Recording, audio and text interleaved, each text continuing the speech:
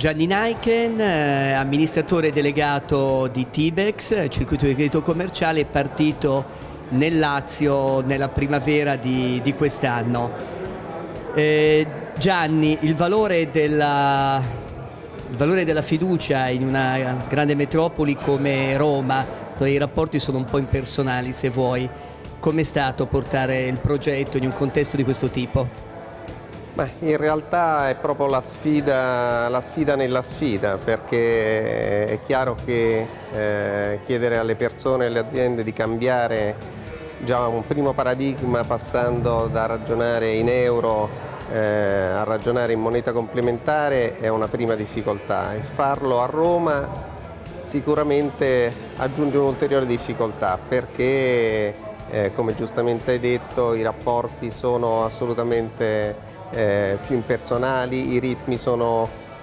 più veloci, la diffidenza delle aziende probabilmente è maggiore,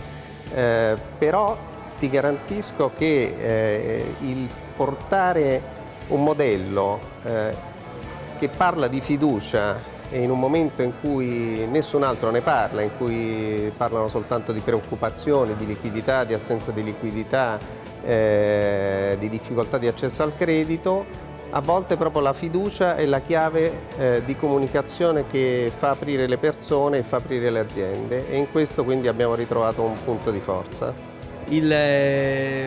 Diciamo così, le aziende hanno iniziato ad associarsi nella primavera, si è partiti appunto da Roma, ma in realtà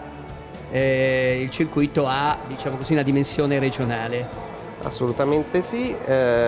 proprio per coniugare l'aspetto che dicevi prima, e cioè per cercare di andare a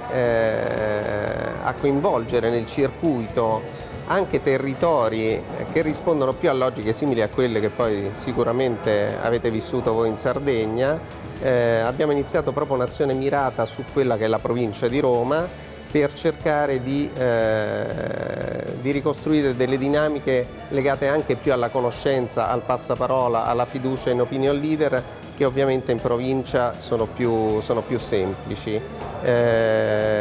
Crediamo che questo possa dare buoni frutti, e ci siamo rivolti alle associazioni di categoria dell'Interland romano e della provincia proprio per questo motivo. Io ringrazio Gianni Naiken e andiamo a goderci l'evento. Grazie.